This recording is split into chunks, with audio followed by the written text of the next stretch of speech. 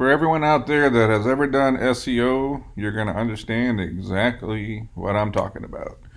Um, there's no better example on how SEO has ruined the online experience than looking for recipes. Um, this is I'm poking around looking for a different souffle recipe to try, but this has happened with just about every recipe. You find one, especially if you're on a mobile device, it's terrible. You got to scroll for so long. It's ridiculous how long the page is. And then again, the SEO person then use like, all right, optimizing titles, repeating keywords, keyword variations. If you look up here, I just clicked on the word souffle 52 times. It's on this page.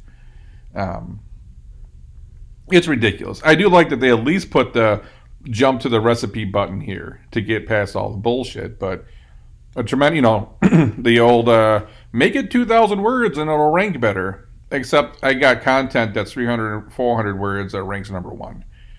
So for a recipe, they do 2,000 words, they do a bunch of pictures, they do a bunch of alt image tags,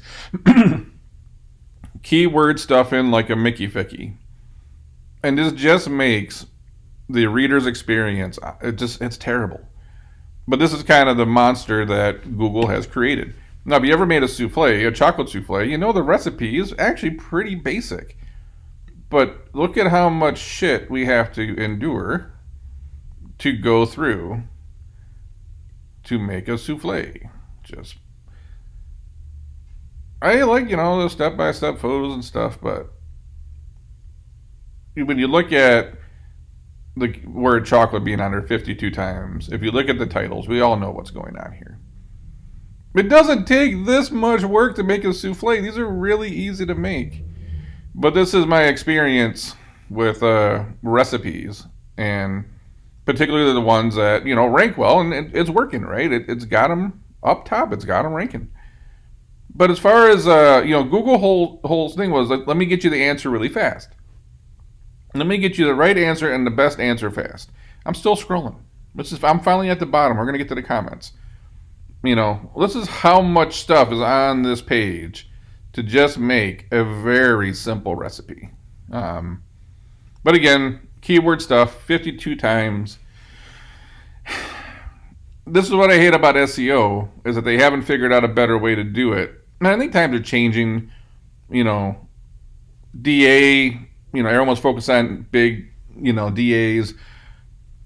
Google comes out and says, we kind of don't care about DAs. That's something you guys created. And then, this perfect number of keywords. And Google's not allowing you to have a great experience. Anyone out there that's trying to rank or trying to game the system, this is what content looks like. Instead of just giving me the right answer as concise as possible, making it a good user experience, I have to endure all this to get a very basic recipe. And I think you've noticed that what happens is, it's like, I wrote some books and you start talking to publishers and they want you to get to that. They want you to, be a novel, 40 plus thousand words, and then that 224 to 240 page minimum. And if you got like a really great, compact book, they just want you to go write a bunch of fluff. And it's like, then it's a book full of fluff. And that's what we have to do now, or that's what they used to do when it comes to SEO. You couldn't just write a good article. If you could say it in 800 words to get your point across, you should just write 800 words to get your point across. But SEO says it's got to be 2,000 words.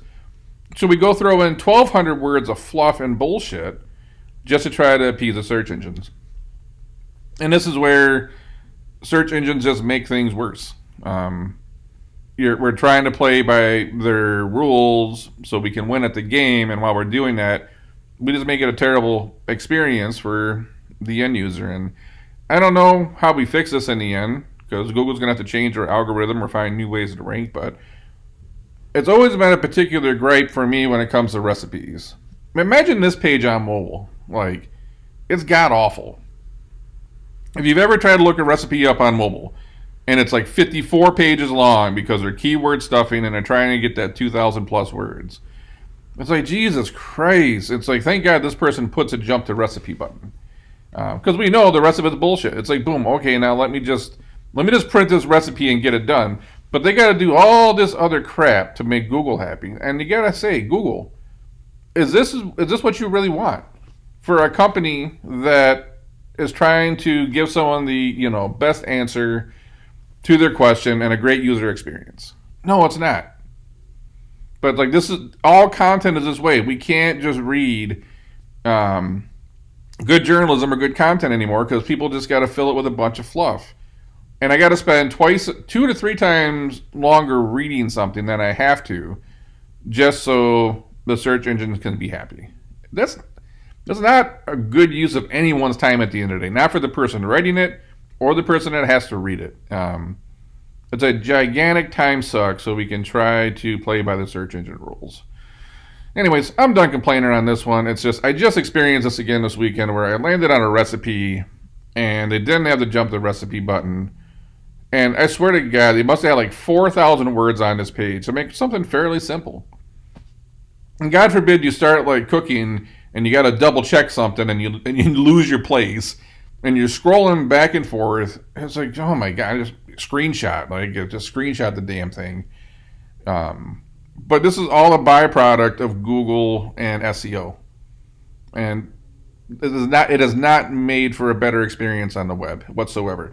And this is why, look up Sam the Cooking Guy. I'd rather just watch Sam the Cooking Guy, because in the same amount of time it takes me to read all this bullshit, I can actually watch a video of someone cooking the shit. It's, I don't know. You got some solutions, you got some answers, drop a comment. This is my rant for the day, but this is where I just don't think Google and SEO has made the world better. All it has done is make us become spam artists just so we can try to get our content to rank. So anyways, that's all I got for this one. I'm going to catch you on the next one.